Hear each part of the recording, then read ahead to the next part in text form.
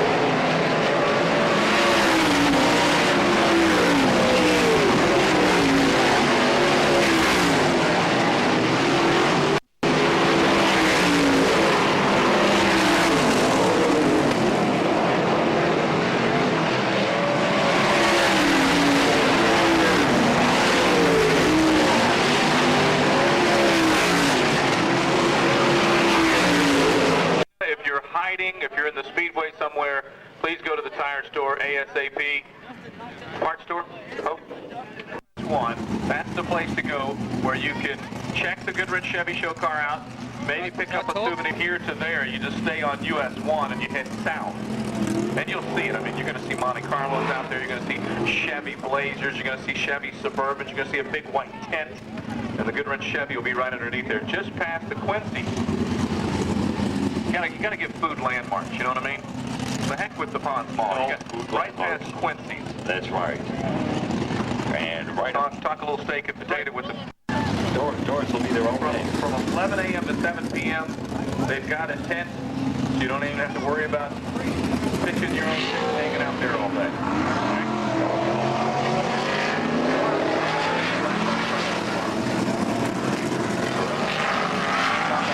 All right, we're going to switch things back to Jack. We're just looking them over real quick, Joe, to see what kind of changes these guys may have made after their first hot lap session. You don't know until we watch their driving styles, watching that Ford-powered car, the vibrant car of Casey Luna, driven by Dave Blaney, come from Charlotte, North Carolina. But he came up out of the mini sprint ranks. He used to drive the Dixie Outlaw mini sprint, which is the group that will be here tomorrow night and Friday and Saturday.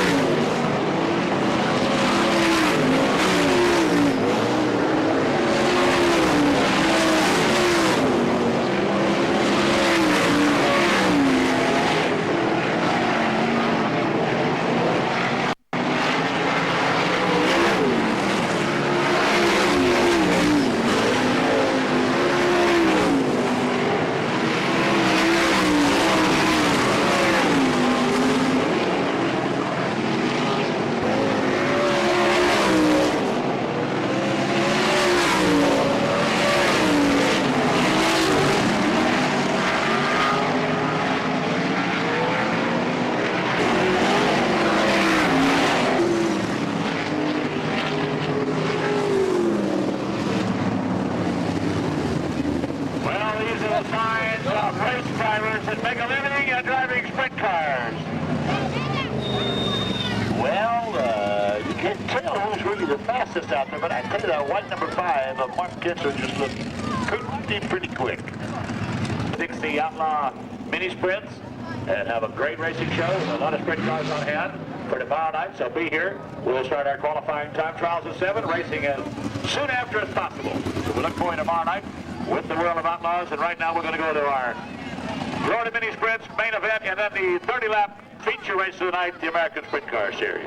We appreciate the help and coming out to be a part of this. Don't forget, tomorrow night we start.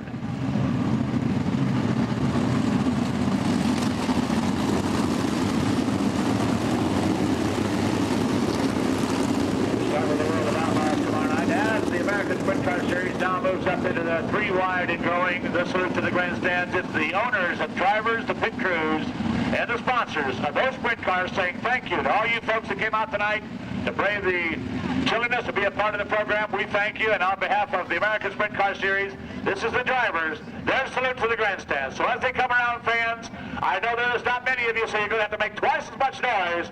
Just wave your hands at these guys, stand up and cheer for them. They're going to run 30 laps on this big half-mile speedway, wide open and enjoy it. How about it? Here we are, the American Sprint Car Series, 3 wide and going. Our salute to the grandstands.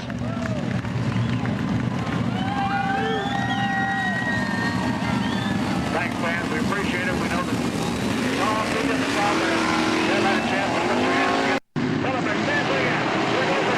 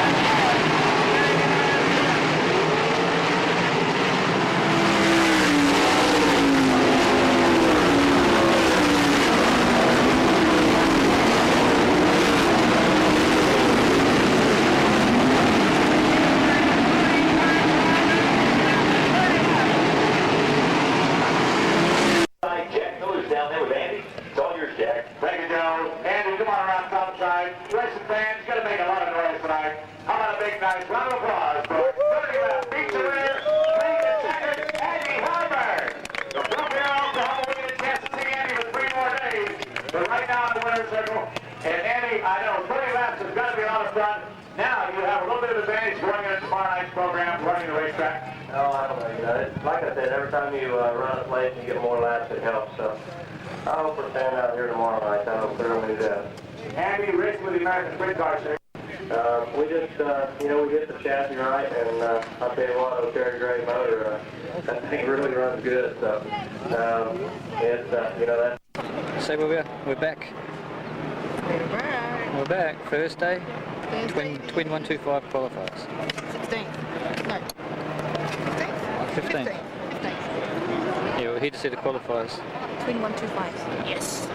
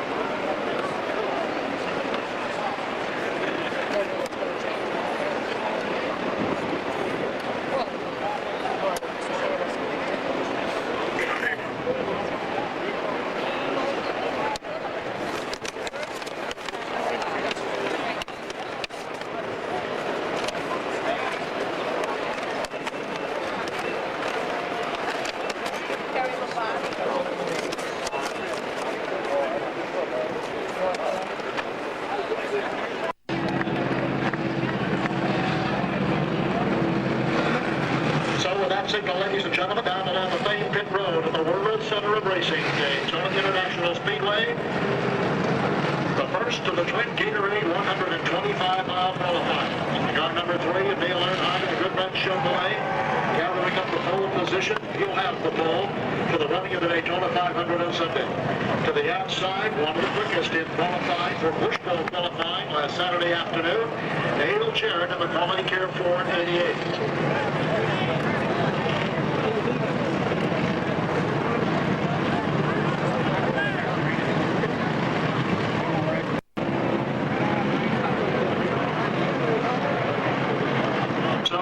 The slowest you'll be able to see them the rest of the afternoon, ladies and gentlemen, is the field as they make their way down. Sterling Marlin in the 4 car, the defending champion of the Daytona 500 in the second row. 33, Robert Presley, 20th in the 9 car in the stand 4. 21 position is car number 18, Bobby Labonte, Corpus Christi, Texas, the Interstate Battery Chevrolet. Mike Wallace in the Helig Myers 90 cars, 22nd. 23rd starter, Darrell Wolf of Franklin, Tennessee, in the Parts of America Chevrolet. And Hutch Strickland's number 8 is 24th position. 25th, 11, Brett Bodine at Chemung, New York. In the Lowe's Ford, the Masters Indy Company Ford and Dale McCowan. The 0 car starts 26th.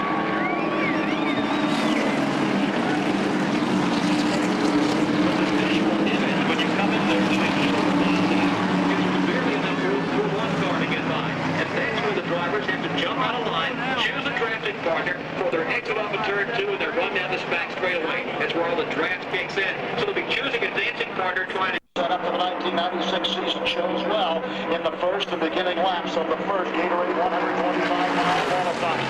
Now that first line of about 8-9 cars splits away by about 8-10 car lengths from the next 5 automobiles, and a little bit of jockeying going back for about the 10th, 11th, 12th spot to the stripe once again. 8 miles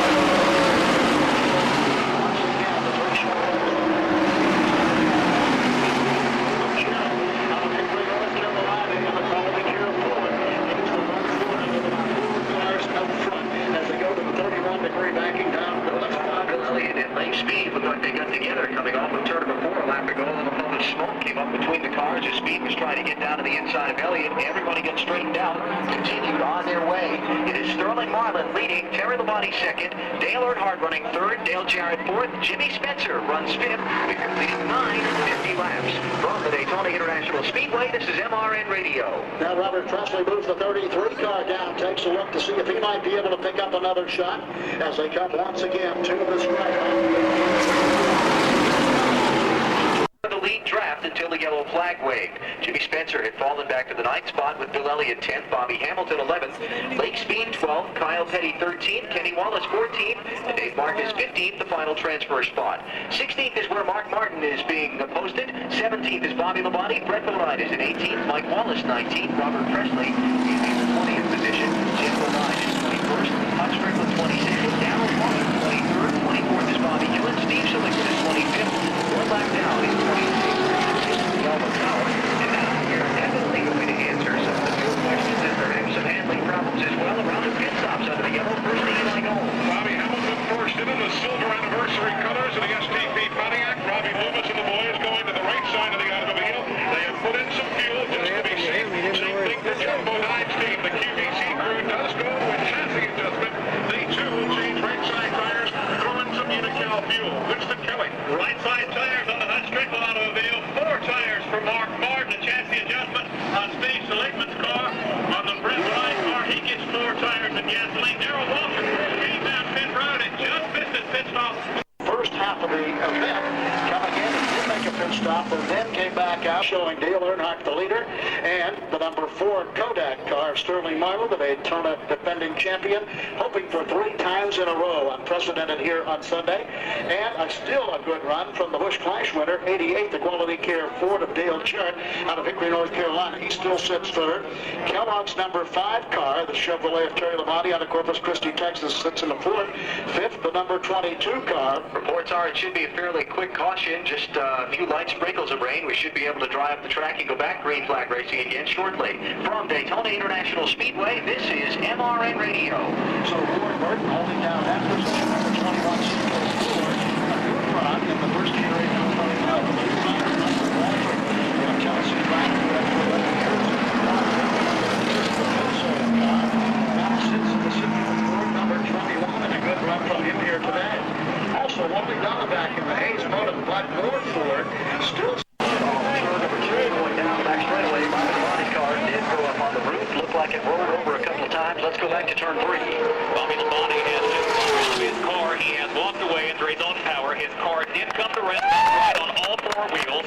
Now checking some of the other cars that are now lined up across the grass just off the back straightaway. We can see from our vantage point that Brett Bodine has climbed out of his car as he now unstraps his helmet. A couple of the other cars, in fact, from this standpoint, all of the other cars have managed to drive away from the scene. So a multi-car accident brings the yellow flag. You described it. It looked like that was the first car to get around. Yeah, I think Helen and Brett Bodine made contact. They were both trying to work their way through this traffic here, and that could be a very bad break for Brett Bodine. May have taken away any chance he had to get into the 500. Same for Bobby Hillen.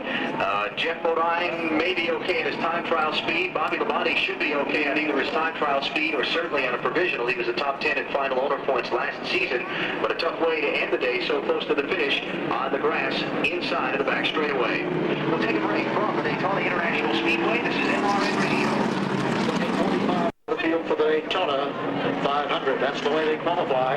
The top 2 positions coming in. In other words, the front row. 15, Hayes Motum, Black Miller Ford of Wally Gallagher Jr., and the Citgo Ford of Michael Waltrip. A real battle to the line, and it was won by the 15 car, Wally Gallagher Jr., just by a nose as he crossed over the line into the 5th spot. 6th spot to the 21 car, Waltrip. The 22 Burton automobile sits back in the 7th, and 8th spot went to the number 6 automobile, and that being the Valvoline Ford of Mark Martin. 7th to the number 90 car, Mike Wallace out of St. Louis, Missouri, the Hilly Myers car. He had a good run up into the 9th position. So as they go to victory lane, and the rest of the cars go back to the garage area, Neil Earnhardt will go down to victory lane, and Peter Reed, 125 number 2, getting set to go this afternoon. After a wild finish to the first of the Gatorade 125s, Dale Earnhardt's going to victory lane unofficially. Sterling Myers, Terry Labonte, Dale Sharon, and Wally Gallagher on the top 5. From the Daytona International Speedway, this is MRN Radio. Ladies and gentlemen, we certainly would like to announce to you that this July we're going to be opening a whole new chapter in motorsports right here at the World Center of Racing. Grand opening of Daytona, USA, a highly interactive motorsports attraction which is under construction at the west end of the Visitor Center. Look for Daytona, USA to open in early July. When you come back for the Pepsi 400, and we hope you will again return. So as crews make their way back into the garage area to prepare for the Daytona 500 on Sunday. So he's up in his trailer talking to his wife, Diane, and we hope to get a comment from him before we get off the air. Down at victory lane here. Dale Earnhardt, this big jug of Gatorade. He can take you a big gulp. Dale, first tell us about the move to get the lead. Well, I figured I better get out front and see if I can do some, evasive driving or something just to keep the draft off of them. I think it's fortunate that we did that. And I think Sterling had the car beat. Our car is awful good. This is the same engine we ran in our Bush class. We got all the bugs out of it, got tuned up. Scott D. Young and all the guys back at the shop did a great job. Got handed to all the guys worked hard on this car. This is a good race car. It's a little better than what we had last week in the clash. I wish we had another one just like it so we could run in the clash. But, it's a good race. The 125 qualifiers is a pretty neat thing, and to win it 7 times in a row was really great. So, I'm excited about that. I'm excited for Dave Smith and all the guys that put the team together this year. I think we're going to have a great year. Did the car change at all during the 50 laps? No, it stayed perfect. Goodyear did a great job with the tires, and the chassis stayed great. I just can't say enough for the guys. Dale Earnhardt is 7th straight. Gatorade 125. And Sterling Myers comes home right behind him. Let's get his thoughts. See if Eli Gold's caught up with him. Not a bad run, second in the day like this, not all that shabby. Brother Woods, the guys did a real good job. The car drove good, and fella had a fluttered the carburetor or something to pop corners, but the car worked good, and we got the best stuff laid in the truck waiting on the 500. And it's a heck of a race. Hey, man, we had a ball. It was fun, and looked like some real good tight racing, and we're looking forward to Sunday. Is the handling where you want them to be for Sunday? Yeah, the car drove real good. It drove really a little better than it did last year in the other qualifying race. So if the same temperature Sunday, we're not going to change things. So Sterling Marlin, he is a fine winner here today behind Dale Earnhardt, who wins here for the 7th time in the Gatorade 125. Members of the media covering today's Gatorade 125s have voted the Goodies Innings Award for the first race to Bobby Labonte. Plus donations go to the Brainerd Children's Hospital of Winston-Salem, North North Carolina from Goody Scenic Powders and Tablets in the name of Bobby Labonte. $500 there to try and help his... Get behind the Pontiac pace car for Gatorade 125 number 2. Going to be as exciting, if not more so, than the first one as they come down the line here. Underneath the start-finish line of the 18-degree bank in the tryover.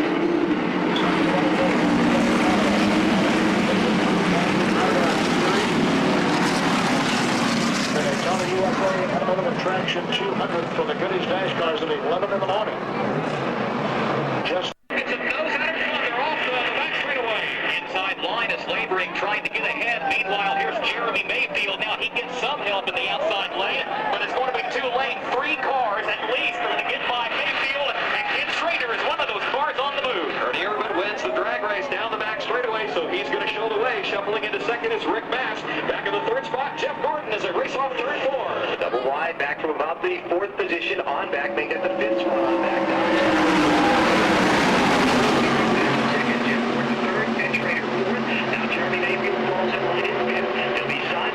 From the 6th position on back in 1. For Jeff Burks racing alongside John Andretti for the 6th position. Behind them in the 8th spot now Morgan Shepherd 3 wide for the 9th position. You got Morgan Shepherd going way up the banking, trying to get around the whole way. Alan Carr, Jeff Burgess, and Joe Nemechek also in that battle. Here's Joe Nemechek now. He's working the 9th spot in the running order, but he's trapped down low. Now Rusty Wallace jumps in the line behind him. Here's Loy Allen though. He moves around the outside of Nemechek's car. Nemechek's car down to the inside of the racetrack. He loses 1 position as Ricky Rudd slips around to the outside, but he'll battle back with some drafting help from behind. Rusty Wallace helps him out off the 4th turn. It was a 5-car breakaway for just a moment, but then the race for the win, which should be exciting, and for the 15th transfer spot. Chicago barely leads Chuck Bowden and Jen Burgess. The leaders are again, the slower car of Rusty Wallace. Gordon is 3rd, John Andretti 4th, and Ricky Rudd is 5th. Those leaders working down the back straightaway now. Midway down the back stretch, Ernie Irvin is still looking for a challenge. So far, he finds none, although Ken Schrader continues to run. Ken Schrader trying to look for a lane, but Ernie Irvin will not yield it. He puts his car right down to the inside of the racetrack. That's where Schrader wants to run too, so it's shut down as they race off 4. now we're going to have at least a couple more laps to go. We looked at that scoreboard a moment ago. That put 38 on this. Schrader nudges ahead on the short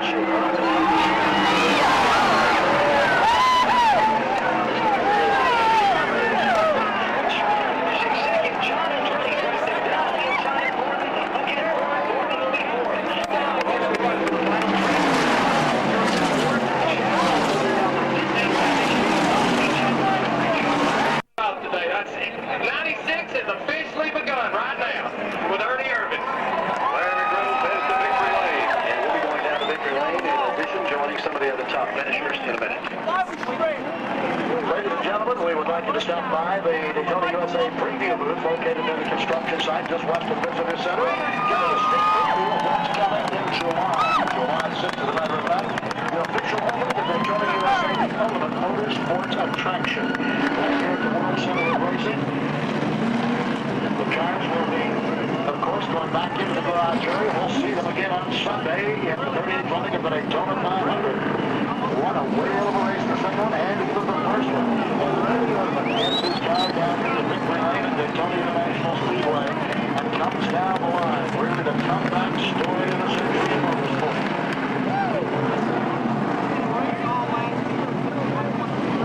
Extremely appreciative crowd to Ernie Irvin's driving expertise as everyone awaits him down the line.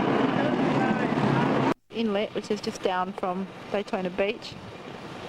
It's the lighthouse. It's a boat harbour.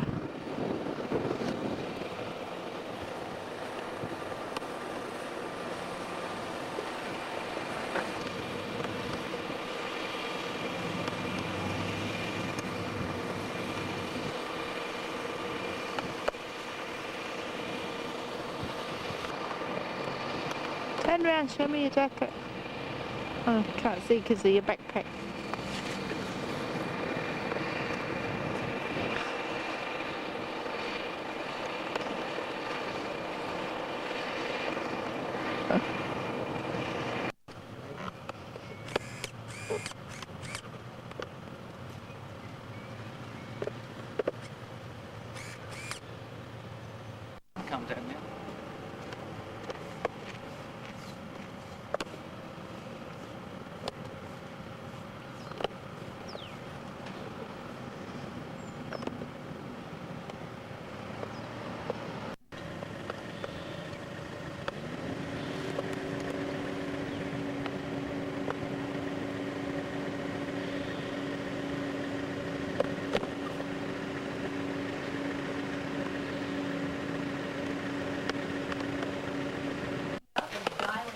Can you turn it up, please? Everything but the front row up for grabs for Sunday's 500. In the field, Thank you. 5 former winners and a long list of those who haven't unlocked the Daytona magic. That includes even the most consistent drivers like Ricky Rudd, who's managed to win a Winston Cup race 13 years in a row. Rudd joins our Daytona crew led by Mike Tirico.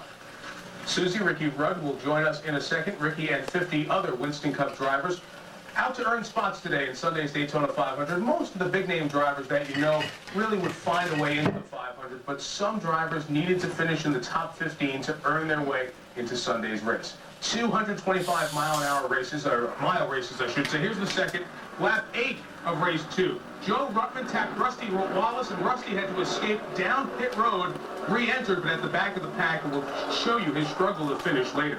Lap 20, Ken Schrader in the 25 Budweiser car goes high on his teammate, defending champ Jeff Gordon. Schrader moves into second, but nobody could budge Ernie Irvin, who led start to finish. Final lap, they touch, but Ernie still holds on to the lead and wins the Twin 125 18 months after his near-fatal accident. He leads all 50 laps, winning his second 125. The number next to each finisher is the row they start on the outside of for Sunday's 500, including defending series champ Jeff Gordon. Ricky Rudd, we will speak with him in a moment. As for race 1, Sterling Marlin, the two-time defending champ, in the 4-car, goes past Dale Earnhardt. Sterling led for 29 laps. Lap 30, Earnhardt goes inside and gets the lead back from Sterling Marlin. This race had 3 yellows. Covered for rain. Do the rollover, didn't it? Brett Bodine veers into Bobby Labonte. Labonte flips onto his roof, slides, then flips back upright. Now, after the restart of this race, and everyone walked away from it okay, Marlin could not catch up to Dale Earnhardt, who wins the 125 for a record 7th straight time, 2 through 8. As you see them there, we'll start behind Dale on the inside of those rows on Sunday. This race had a couple of more interesting names to you. Inside row 7, Ward Burton. He is the highest starting Pontiac in the field. 6 Pontiacs, 13 Chevys, and 24 Fords. And Ricky Rudd will drive one of those 24 Fords. He joins us here inside the Tri-Oval. We'll talk about your car and the Fords in a moment. First, Dale Earnhardt. You've been to this race a bunch of times without winning. So has Dale. Is there a danger in putting too much pressure on trying to win the Daytona 500?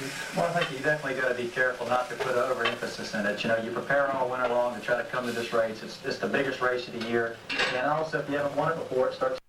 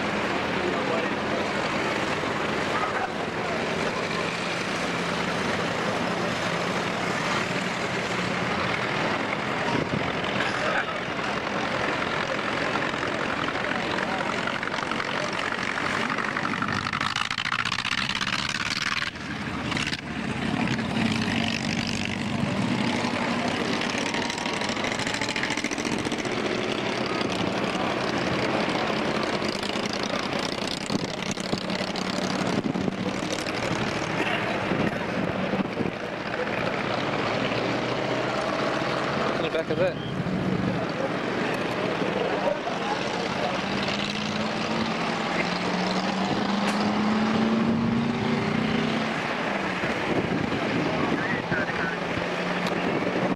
This is the new addition to the Winston Tower. It's not open yet, but apparently it's already sold out for next year's race.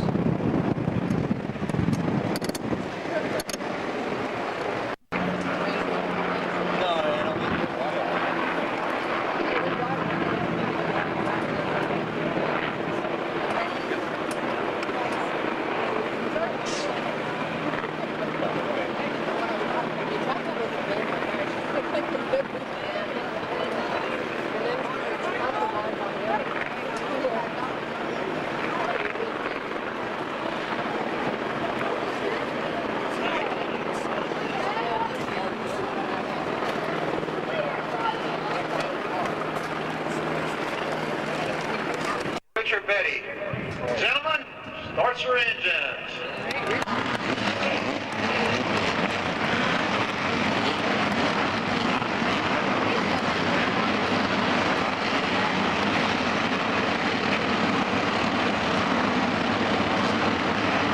First is George Crenshaw from Lakeland, Florida. 30th is Sonny Yokin of Hammond, Louisiana. And 29th is Roger Mosher. 28th, Mike Watts of Gainesville, Georgia. 27th, Dale Murray from Fort Lawn, North Carolina. 26th, Ned Combs of North Wilkesboro, North Carolina. And 25th, Gary Moore of Horseshoe. Some traffic further back in the field midway as a couple cars go 2 and 3 wide as they enter turn number 3. But here on the first lap, off turn number 4, everyone's single file, and caution is now on the speedway. Caution for a problem down in turn number 1 as the field comes out of turn number 4 to the caution flag. And now the caution does fly. First lap led by Mike Swain Jr.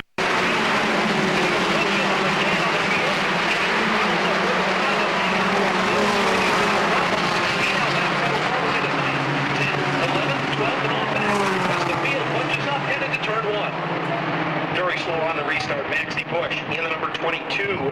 Maxie started in the 23rd. Positions 2, 3, 4, 5, 6, 7, 8, even all the way back to 10th. And on back to 12th now, all single file, as now Swain Jr. takes a look to the inside trying to break the draft, but he's got 2 cars right on his back bumper. They go through the trial.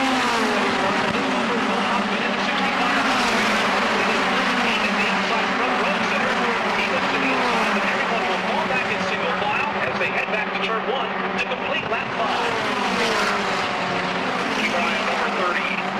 The racing happened there in the trioval area. Foster is okay, he's waving his hand, but his car, beaten and battered, will come to rest just past the start-finish line here in the trioval at lap 51. Foster caught by the air in the trioval, got up at probably a 30-degree angle before settling back. There was no contact with any other car.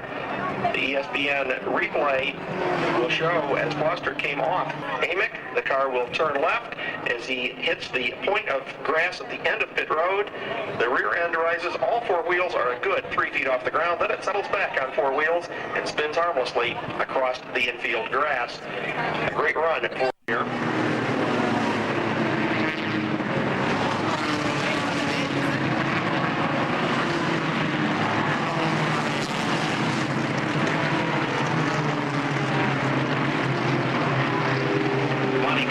Now on pit road, having completed the day's first circuit of the World Center of Racing with gas can attached.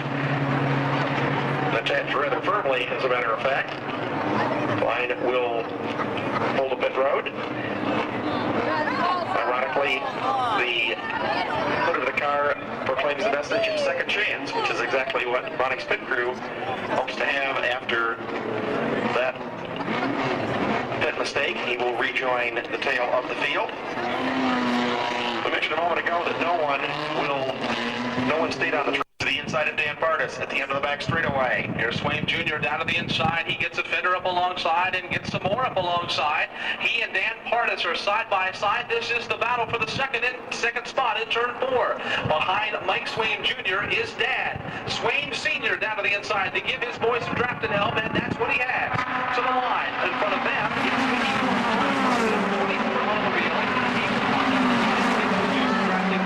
and behind them, Mike Swain Sr.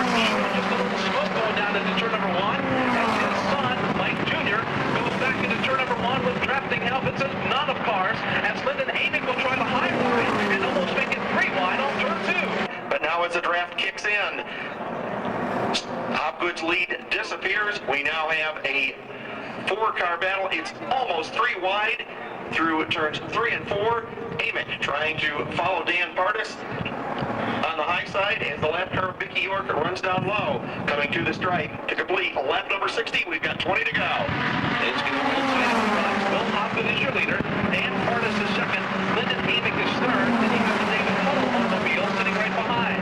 Everyone's single file now. There is braking flags for the second spot. That's where Lyndon Amick takes a look down low. He'll get second. Now he'll try for the lead. He pulls up alongside Will Hopgood. Here's Amick to the inside. Hopgood 3. The auto car in behind could have a big effect on this. Actually, that is the Pardis car in behind. Pardis chooses to go with Amick, and Amick will edge out in front. Here comes Pardis for second. Amick has drafting help from Pardis down to the inside, but Hopgood is to Amick's outside. Now here's Pardis. He'll be left to battle with Hopgood. They almost touch coming through the tri-oval. Some smoke between the two cars. David Huddle is behind them, waiting to see what lane is going to open up. You have Mike Swain Jr. all back there. The lead is Lyndon Amick. Behind them, it's 2 by 2, headed back to turn 1. Positions up for grabs. In turn number 4, one of those is the Danny Mathis automobile. He will slide down through the tri-oval. The other car sitting down up into turn number 4 has come to rest. That is Ricky Bryant, one of the Goodies Dash Series Rookie of the Year contenders. The 2 cars made contact. Bryant's car has come to rest on the apron to the exit of turn number 4 and visit his crew as we are under caution at lap 65 here at Daytona. What do you mean?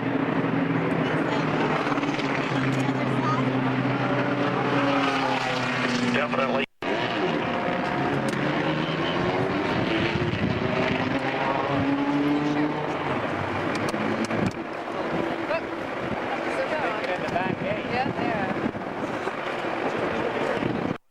To take the white flag.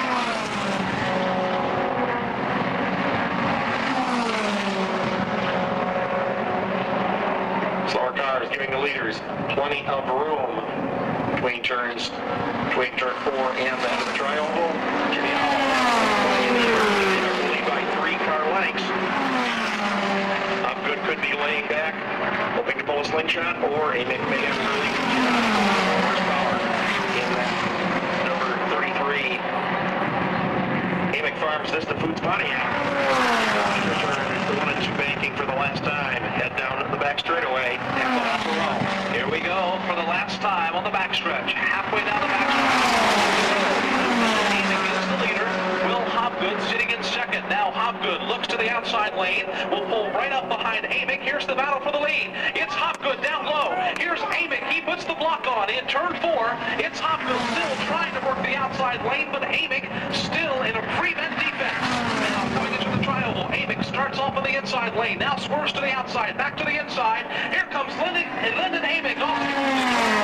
Checkered flag in the air. Lyndon Amick and to bring home the victory here in Daytona. Mike Swain Jr. hangs on for the 3rd spot. Dave Stacy will bring home 4th. Scott Weaver will be 5th. Donnie Duchesne will be 6th. And David Huddle in number 7. Series, second last year in the NASCAR Winston Cup point standings, a 7-time champion, Dale Earnhardt. Good to have you with us, man. Good to see you. Good to be here. How are these new Pontiacs doing? Doing great. Cars are really working great. You know, Jay's did a great job putting these new race cars together, and they worked hard all winter, so we're looking forward to a great race. The cars are really handling good, so it's always exciting being out of Rock. Proud to be here. Have a great afternoon, Dale. Thank you. The next of our champions will be competing in his 2nd International Race of Champions. After winning last year's NASCAR Winston Cup Series points, he won 7 races last year, including the Pepsi 400 right here at Daytona. Ladies and gentlemen, from Pittsboro, Indiana, Jeff Gordon. Welcome back to IROC. Thank you, Eli. It's a real pleasure. This is such an honor to be involved with these great race car drivers from a lot of different series, and it's fun to be back. Well, it's good to have you. Best of luck to you. Thank you. Jeff Gordon, ladies and gentlemen. The next of our champions is in his 1st International Race of Champions from Orange, California, making his IROC debut after he finished 5th in the CART IndyCar World Series points a year ago.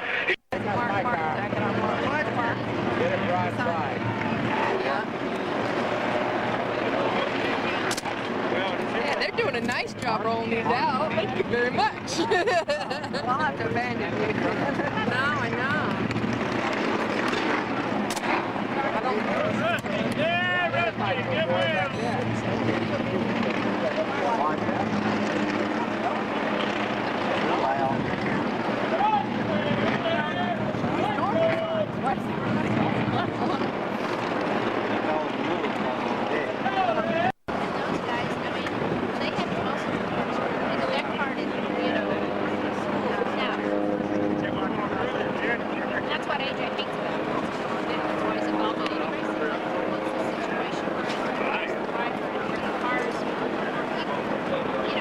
Equal talent, but it's kind of interesting that you see the NASCAR guys didn't have a problem with that because most of them got brought up that way, but some of the other drivers were saying, you know, we need to get out there, we need to get up front right away, and we need to win this one here at Daytona. This is the big one, I think, and the way the drivers are talking in the drivers meeting, everybody very excited to drive this new Pontiac. Looks like we've got a car change taking place on the pit lane. Let's go back to pit road. Well, the deal is that Steve Kinser's car had a broken rear end line. It was leaking rear end fluid all over the track. That's where the fluid came on the windshield of the other drivers' cars, and it was also on pit road where he stopped. He is going to go to that backup car that you mentioned earlier, Eli. It'll be the green car, and Steve Kinser is now cinching himself up in that car and putting on the seat belts and getting in that green car on pit road. He should be familiar with a green car, don't you think, Larry? I think so. Last night he took that green car to victory out there at St. Augustine, Florida, at the World of Outlaws season opener. So Kinser, maybe adjustment, Eli. They're 65 miles an hour. Looks like they're crawling out there, but they're doing 65 miles an hour behind the black Pontiac. That is for the 25th year, pacing excitement in NASCAR racing and here at Daytona International Speedway. Waiting for Doyle Ford to unfurl the green. Elmo Langley brings that Pontiac down the pit lane. Waiting, 300, 200 feet shy of the start-finish line. Series is underway for 1996. Up to the gearbox they come. Still 2 by 2. The bright blue car, that's to the outside of Kinser, is Tommy Kendall. The World of Outlaws against the road racer on the front row. it's going to be Tommy Kendall on the outside, Steve Kinser on the inside. They work 2 by 2. Everybody 2 by 2 throughout the entire field. It's going to be Kendall by a nose off 2. As they come down the backstretch, everybody stays 2 by 2 on this opening lap. They come up towards turn number 3. Kendall and Kinser staying side by side. The two that are most unfamiliar with this racetrack leading this group up the turn. Up the back end they go, side by side. The field of these equally prepared Pontiac Firebird Trans Ams thundering off of turn number 3 into 4 coming at you, Eli. And now Kinser takes a little bit more control of the pack as he puts a nose ahead. But Kendall now steps on it and goes to the outside. Kendall and Kinser side by side as Mark Martin puts his nose up. Mark Martin and Terry Labonte stacked up right behind your 2 leaders, Steve Kinser and Tommy Kendall. It's going to be Kinser by a nose. Here comes Mark Martin picking up that draft. He's going to push Kinser out in front. It's going to be Martin moving by Kendall for the second spot. But now Kendall battles back on the outside off 2. As Kendall on the outside off of turn number 2, battling for that second spot. Kinser has the lead. Some of that NASCAR racing last year is paying off for him as he takes the field up into turn number 3. It's still a side-by-side battle for second. And here comes the yellow car for third. Yellow flying up high on top of that light blue machine, and that one is driven by Tommy Kendall. The SCCA Pro Trans Am ahead on. The yellow cars, that's Terry Labonte now as he comes through, as the field is being set for you here 2 by 2. Now here's Unser. He takes a look to the inside of Martin, all 4. So as we watch Unser as he comes down the front straightaway. The battle going on for third right now as we can see Martin trying to work his way up to stick his nose in was able to do it, stays right with him. Single file racing going into 1. It's going to be Dale Earnhardt in third. Mark Martin knocking on his back door. Al Unser Jr. runs in the 5th spot, followed by Tommy Kendall. They work their way down the backstretch. Last time by, apparently some problems for the Rusty Wallace car. His white machine dropped down onto the apron. Meanwhile, back to the race, heading into turn number 3. The lead 2 cars have broken away from Earnhardt, who rides in third. Yellow and orange breakaway up front. Terry Labonte and Scott Pruitt breaking away from third place. Dale Earnhardt. Behind him, that's where traffic starts to back up. A Porsche Pontiacs off the corner. Tony Rizzuti is on pit road as Rusty Wallace's car is in for Apparently the car just stopped performing.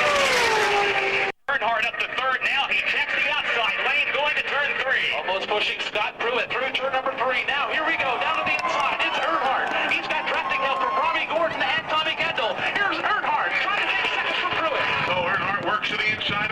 Pruitt. He's got drafting help now. 3 cars tied together.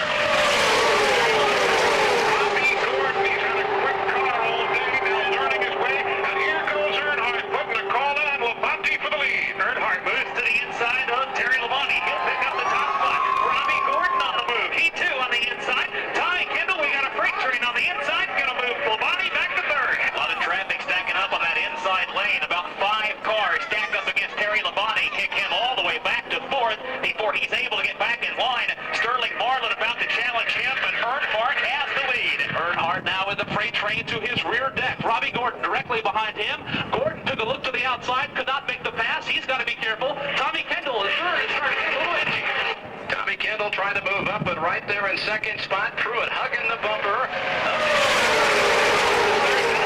Back about a car length, and 2 car lengths back is Labonte from there. It's still going to be Earnhardt setting the way, followed by Pruitt, and then it's a ways back to the Tommy Kendall machine. He holds down third. Terry Labonte rests in fourth. Now we've got the machine making it the Pruitt machine to the outside, Gordon to the inside. Pruitt washes all the way up to the top of the racetrack, got awfully close to the outside wall. Now the traffic starts to scramble up closer to the lead. Here's the challenge. Robbie Gordon down to the inside of Dale Earnhardt. But Earnhardt has traffic help. Tommy Kendall will work the outside lane for Earnhardt. Now Kendall thoughts about going 3 wide. Meanwhile, back from the back, one car with a problem. Scott Pruitt glances across the retaining wall. The leaders are all 4. Out of turn number 4, the final spread as they head down here to the front, as you can see. And they come through. White flag, final lap, as the lead cars scramble back to turn 1. Dale Earnhardt sets the way. He's about 2 car lengths ahead of Robbie Gordon and Tommy Kendall. Those two nearly touch again as they work off 2 for the final time. It'll be Earnhardt leading the way and Kendall and Gordon side by side. Dale Earnhardt checks his rearview mirror, sees a lot of side-by-side battling going on behind him. Now, here's Tommy Kendall right behind Earnhardt. Meanwhile, Robbie Gordon has no help. He's trying to move up the inside. Dale Earnhardt's got to be loving this. He's all alone out front. Second place is side by side. It's Robbie Gordon to the inside. Tommy Kendall for the outside. This is the battle for second. Looking for his 7th win in IROC competition. Earnhardt heading through the triangle, cuts down low. Nobody will get run out here. The call with Kendall and Gordon going for second and third. Sterling Marlin comes up to grab 4th, but Dave spot here today in the 77th event in IROC here series history. And if you're curious, over the years, series champions have come 11 times from NASCAR Winston Cup competitors, and now the photo finish does indeed verify by about 1.5 feet. The red car of Robbie Gordon comes home in the second spot, with Tommy Kendall from La Cañada, California, coming home third, and 4th goes to Columbia, Tennessee's Sterling Marlin. Heck of an IROC. Volusia District School Bus.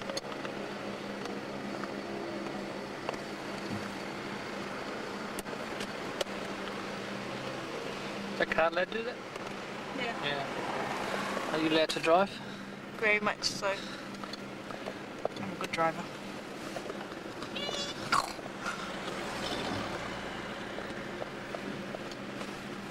Hello, I'm driving in America. On the wrong side of the road. But you always sit on that side anyway. Yeah, it's just natural.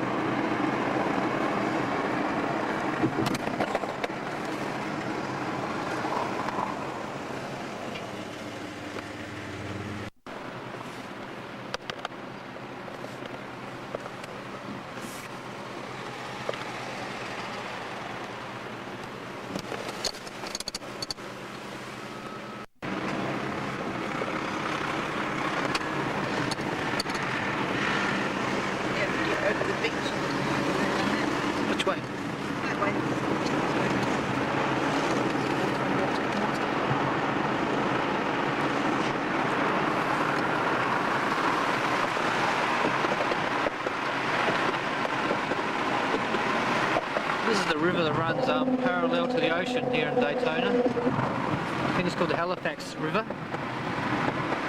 Follows the coastline. Or runs parallel to it.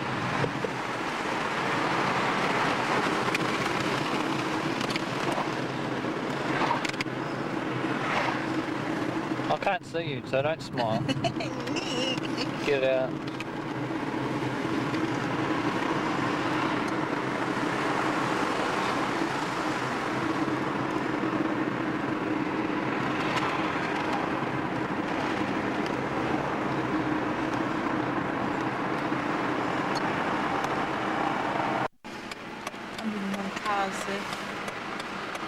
Hey, you can go! What? They're crossing! Oh. Denise is turning on the red. I think she told me to. We're now on the main drag in Daytona, which is Atlantic Avenue. And we followed this road for about 6 or 7 miles to get back to our motel. This is also the road we took to get to St. Augustine's. You follow it straight to the end. The diner there, on the right, on the right, on the right.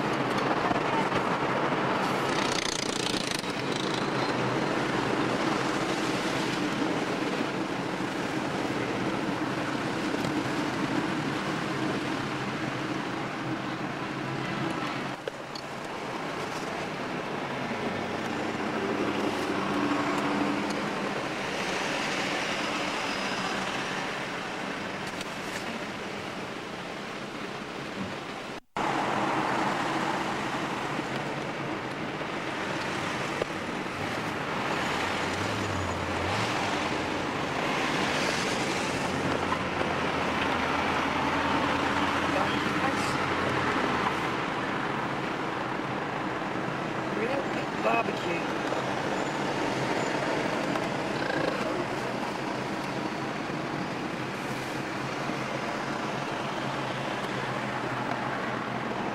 I've noticed that before.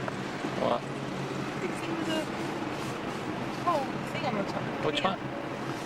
Coloured thing. It says pier on the top. I noticed that before.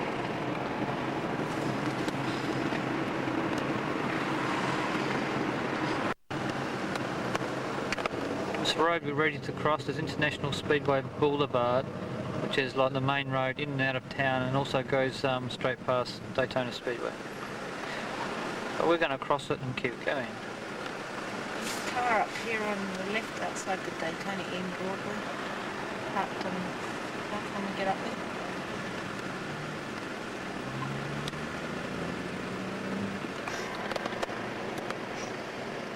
It's on the evacuation route, I think. That point. It's a hurricane evacuation route. These signs are all along this highway. So when there's a hurricane, you get out of town.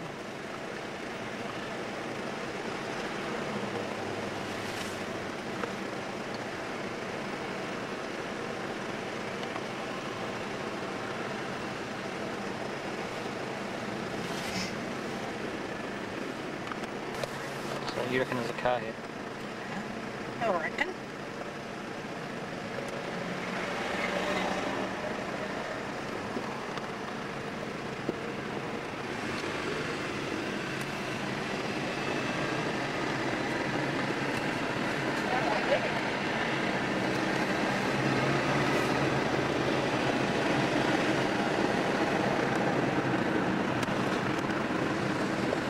The reason Denise drove through a red light earlier is because there's a law over here. If you're turning right and the lights are red, then long as there's no cars on the left hand side, you can go around the corner. Which makes sense.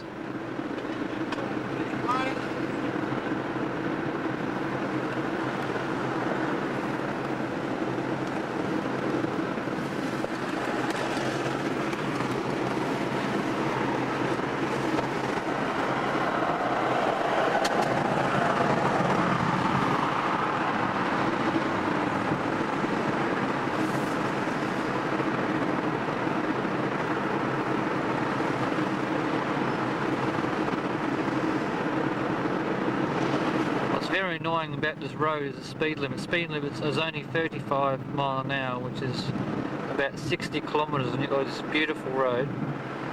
4-lane highway, hardly any cars on it, and you just sit on 60 k's. And some parts of it goes down to 25 mile an hour.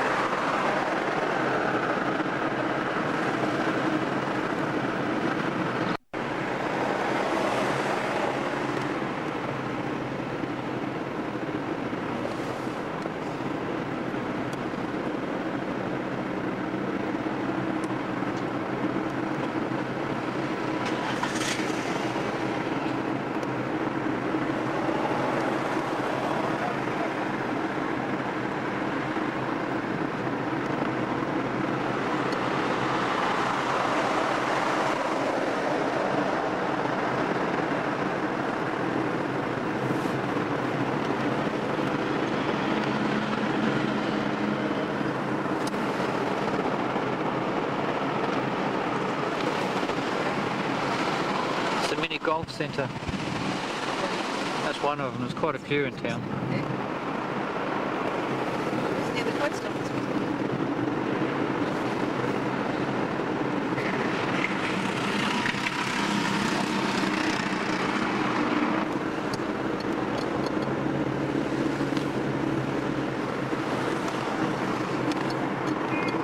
Oh, the East Island heads. Yeah. So you're talking about.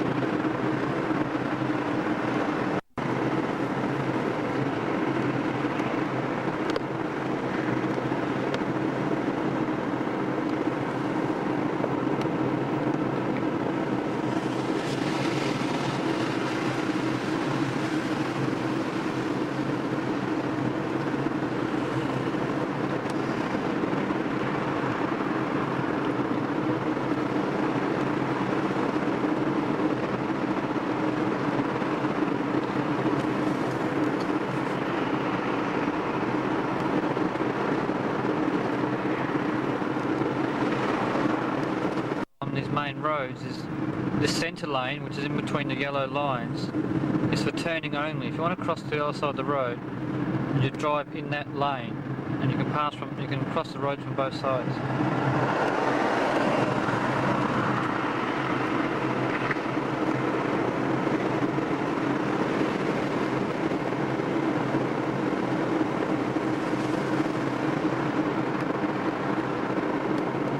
These aren't hotels, they're actually condominiums, which are basically flats. I think they're only about $34,000 starting from for a condo.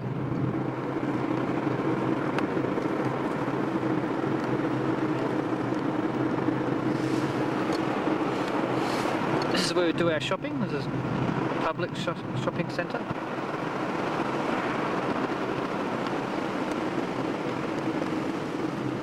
Drive-in church. Drive-in church. It's like a drive-in movie theatre. You drive in,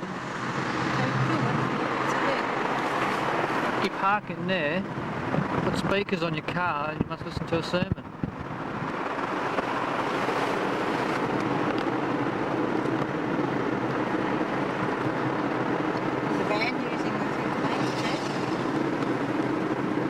That van is demonstrating how to use the centre lanes.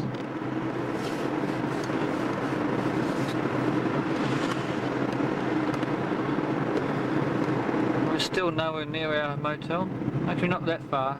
It's just past that construction, isn't it? Well, right down there. Get there.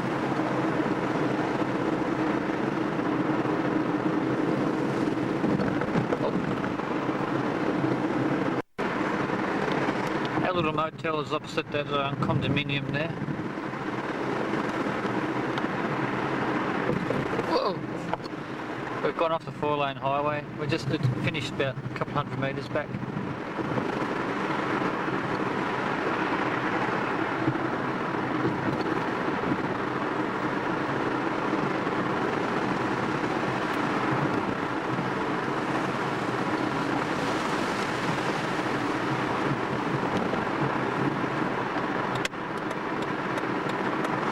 Here we are. Daystar Motel. Let's run this guy over.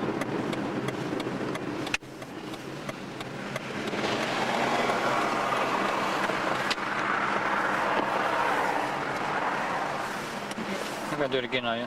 Orlando Dodge.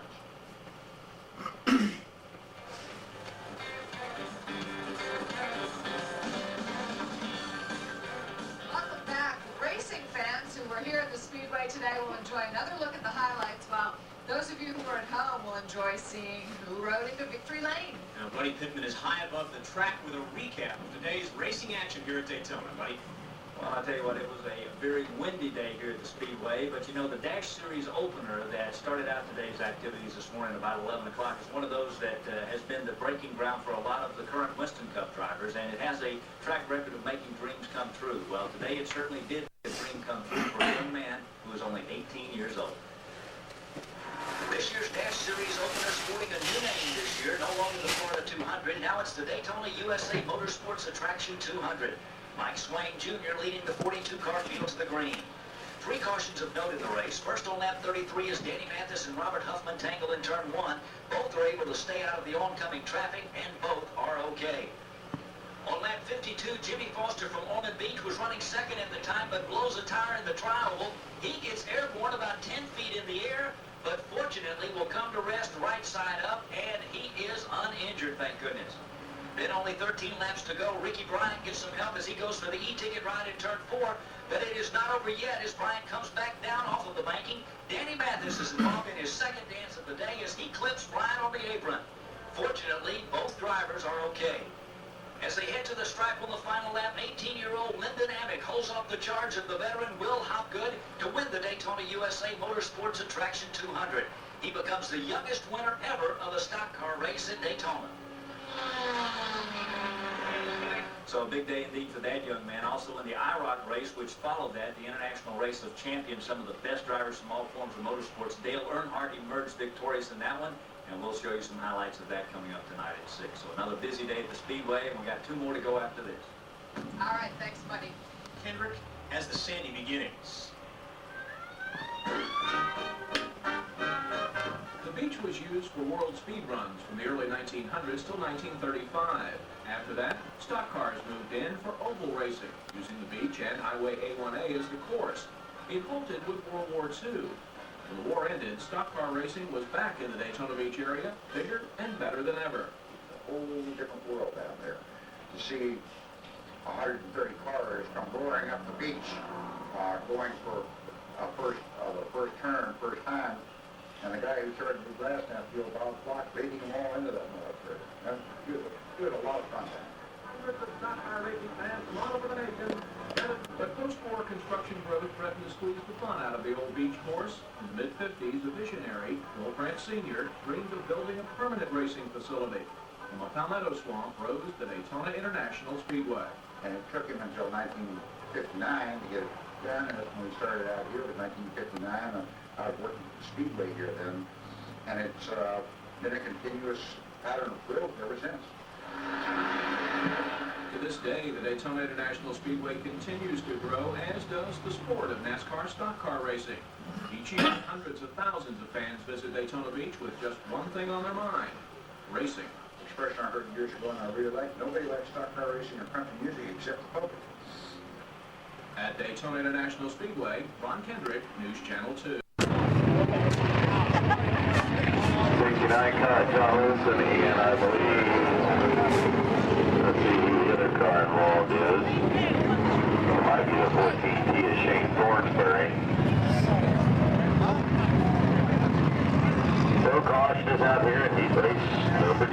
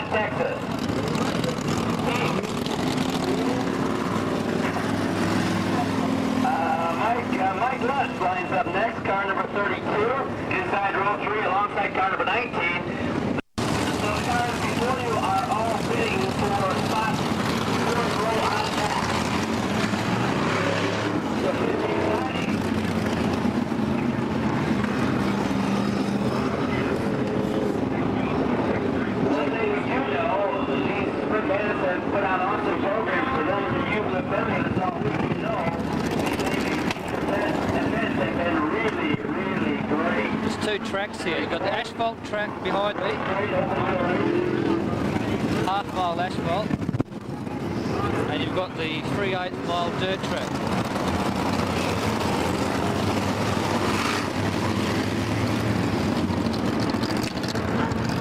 Only problem is racing, they're both racing at the same time, so you can't watch one or the other.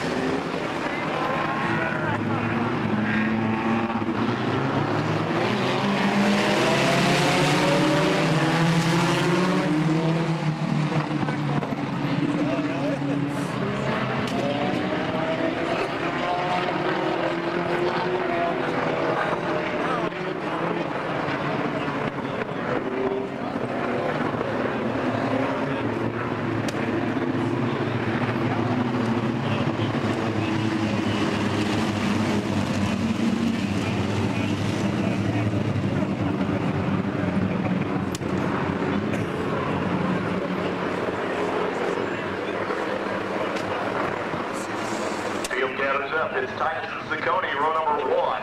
Lucas and Craig, row 2. On foot award check, make up row 3. John Cox and Younts, row number 4. Newman and McCune, row number 5. And Tracy Hines, the final car in this 11-car race number 1. Well, the name are Midgets. 1 to go at the line.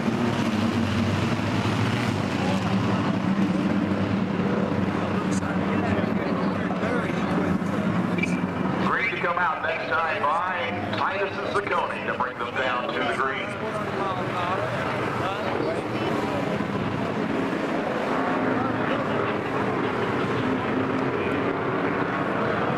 Got a couple of requests here, and I'll finish this with you.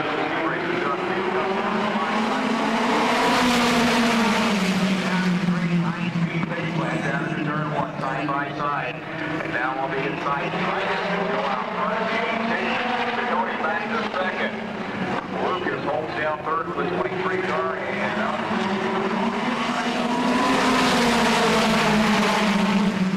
Very out, able to recover in car number 21. They continue on out of turn 2 down the backstretch.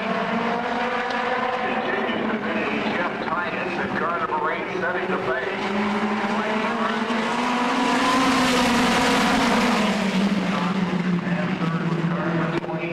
Here comes for the work check.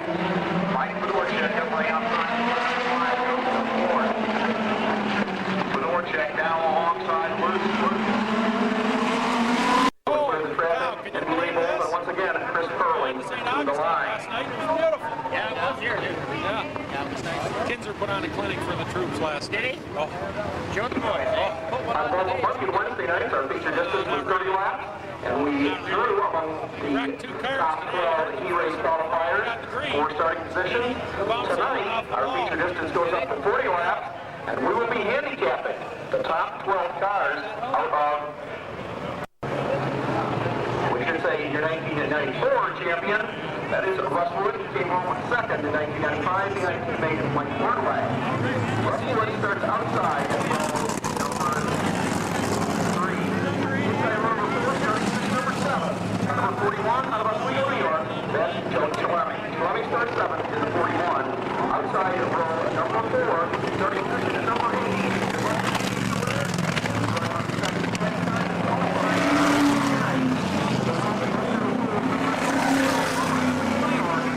Goes back, starting 8 in the double zero.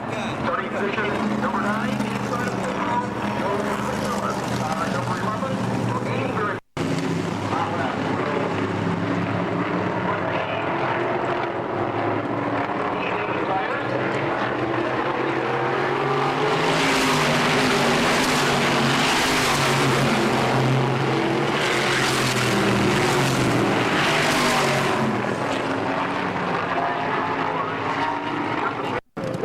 Rodney Combs, he's from Lost Creek, West Virginia, starts 6th. The 5th position, Tracy Leslie of Mount Clemens, Michigan. Starting 4th is Steve Grissom from Gadsden, Alabama.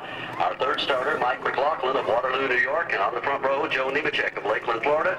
And Jeff Purvis from Clarksville, Tennessee. And Alan, I think the whole key of this race is, can they hang with that lead draft? If we have a 3 or 4 car breakaway here, the guys in the back are going to be running 3 and 4 deep. They did it in practice out here. Everybody's kind of worried about, as we talked about, the experience level. But if they can get by the first 4 or 5 laps, not have a problem, I think they'll string out a little bit. It is 300 miles the distance this afternoon. Going to take a couple of hours to run. Should be presents the NASCAR Busch Series.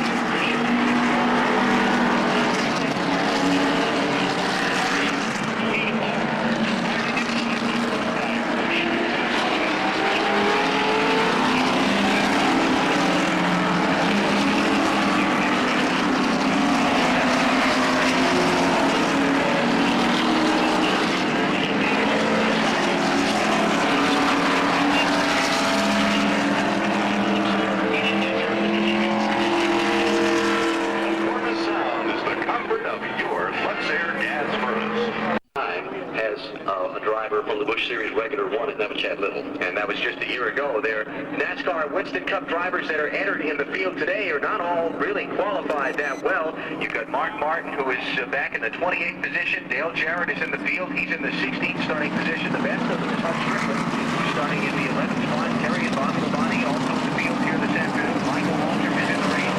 Jimmy Spencer, also Derek Cole is in the event this afternoon. Steve Britton's qualified for it. Shouldn't forget Steve. He's got a good shot. Combs Chevrolet, back final space door to door. He'll help out Tracy Leslie in a big way. Leslie gets a nose out in front. Now still side by side for fourth, fifth, and all the way back through the field. Now here's what we're talking about. Maybe a 2 or 3 car breakaway. We're already seeing that. The front 3 stay out there nose to tail. From 4th place on back, they are 3 deep coming down the line. Dale Jarrett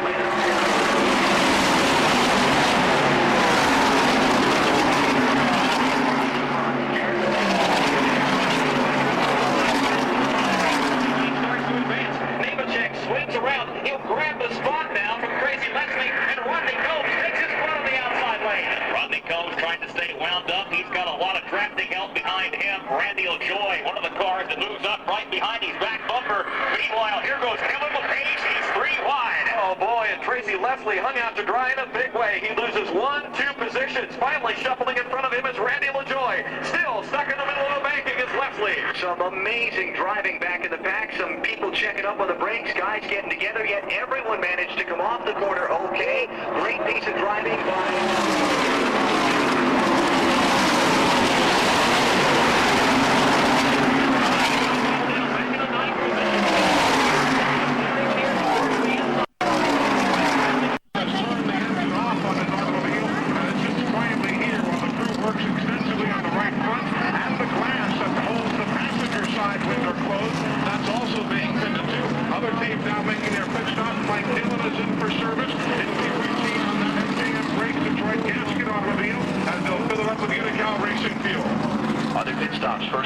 Chad Little is in.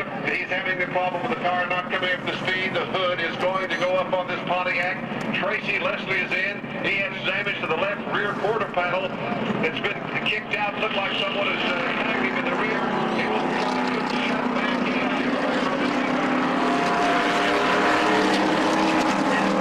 For Glenn Allen Jr., Johnny Brumley, and Bobby Dodd are not quite as routine for Tony Stewart driving the Harry Renier entry. They think they got broken paddle spring. You can hear it going by in the background. The car not running on all 8 cylinders. Rodney Combs is the 4th different leader of the Goodies 300 in its first 16 You may be surprised. While you're waiting for the conclusion of the events today, you might want to take a break after the Busch Series race this afternoon. Or actually stop by Daytona USA and take a peek for yourself. Major plans now for the July 6th Pepsi 400. Traffic scattering across the pit lane. Top of line is involved. Although early tap on the inside lane. They were 3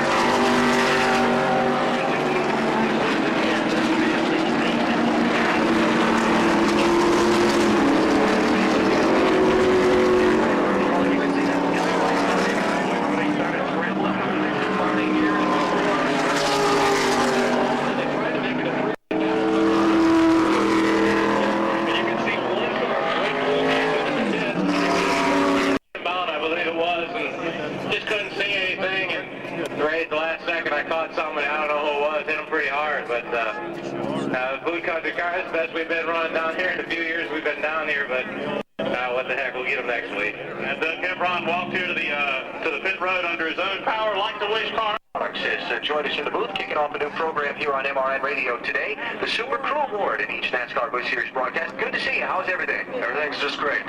We're enjoying this fine racing, and we're looking forward to a wonderful weekend here. You folks have been involved in racing for years and years and years. What do you learn from this that helps you with the product you sell on the street? Well, I tell you what, the products must perform in these kinds of conditions on this type of surface and in these cars, and when we see our products perform like this, we learn an awful lot on how these parts can perform on the vehicles of all those fans out there watching this, and we really do learn a lot, and that's why our parts are as high quality as they are. Look forward to having our pit reporters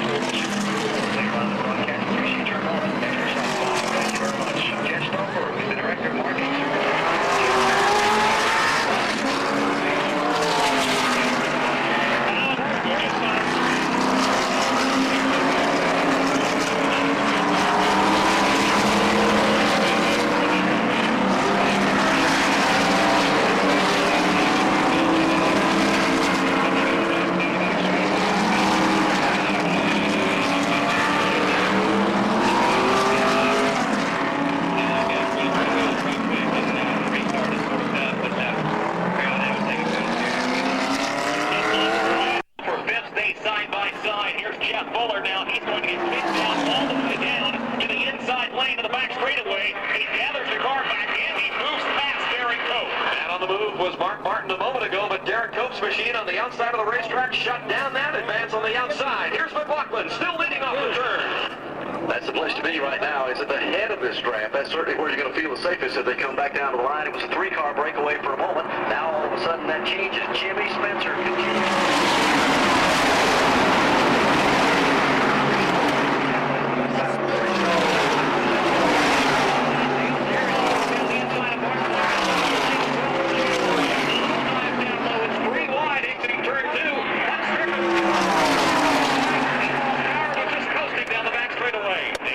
Meanwhile, moves up to the 6th position in the running order. Behind him, the right 7. Jack Little backsliding to 8th. He's challenged by Derek Cope. Rebel is on for the lead as well as Rodney Combs looked to the outside of the racetrack on the entrance of turn number 3. Nemechek looked like he was going to go with him. They tuck back in line as they race off the turn. A 26-car lead draft comes off of turn number 4 down to the start-finish line, completing lap number 33 of 120 in this afternoon's race.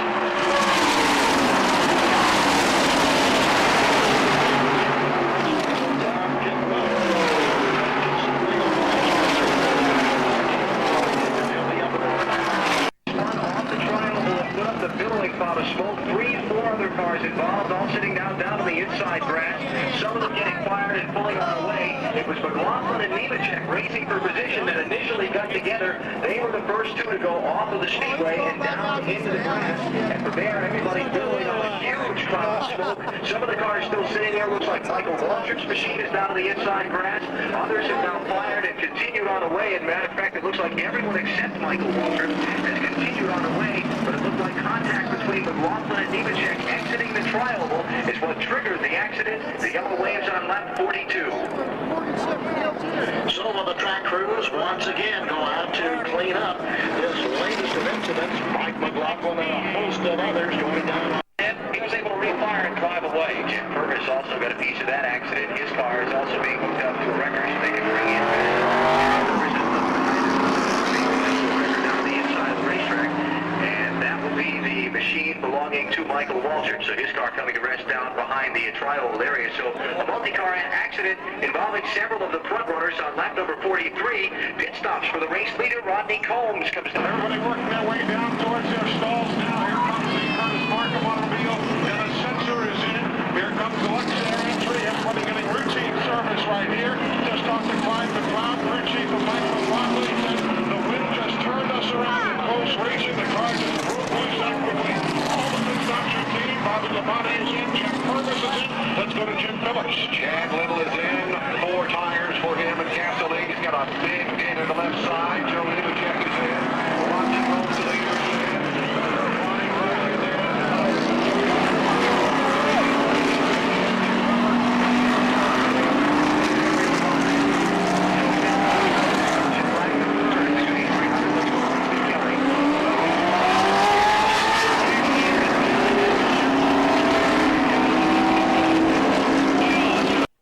Bring out just yet another caution flag here this afternoon on lap number 53.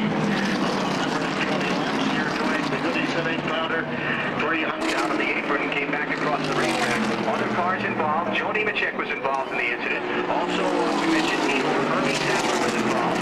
Jim Brown was involved. Jim Moore, Rodney Combs, the machine of Ronnie Rush Jr., Dennis Sensor's car was involved. Tracy Leslie involved. All of those cars in the 4th caution of the day. A multi-car accident in turn number 2. In fact, across the front windshield, the air deflector flaps were up. Todd Bodine is in, but his problem's unrelated to this accident. Other cars now being pushed back up and down the pit lane. Murphy Sadler's machine down around near Winston Kelly. Now that front of that Chevrolet has been pushed in. Also, we'd like to remind you that you could visit the souvenir stands throughout the grandstand area and pick up the one on the T-shirt. It's a limited edition shirt listing the starting positions for all drivers for the 38th running of the Daytona 500 tomorrow. Only a limited quantity was produced, so when they're gone, no more will be printed.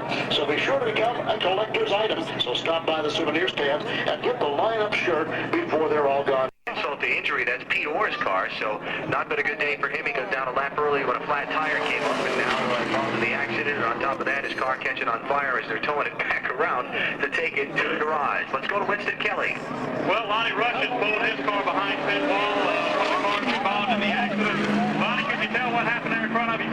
Well, the 11 car got sideways up ahead of us, and then there was smoke everywhere. I tried to check up at the end up there.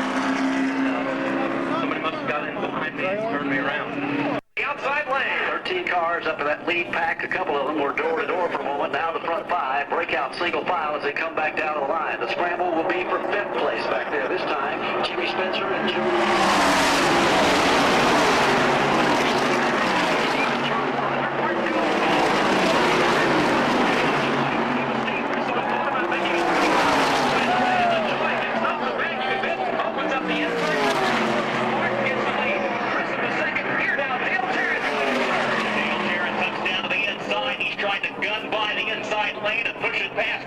Now LaJoy finds an extra swing of momentum in the outside lane. Ford may be outnumbered, but it's on the point now. Here comes Steve Grissom back in the second spot, racing nose to tail off turn 4, back to the start-finish line. He started back in the 28th position. Mark Martin will take the lead for the first time in the race on lap number 67. Now the 9th different driver to lead the Goodies 300. 2 more laps around to decide. Those cars work along single file. Down the back. Steve Grissom with the lead. He starts to squeeze up behind Spencer. Now he dives to the inside. Spencer steps out of line. Steve Grissom hoping his World Championship wrestling car has the muscle to hold off Jarrett. Here they come to the white flag. Jimmy Spencer moves out and says, do it on your own.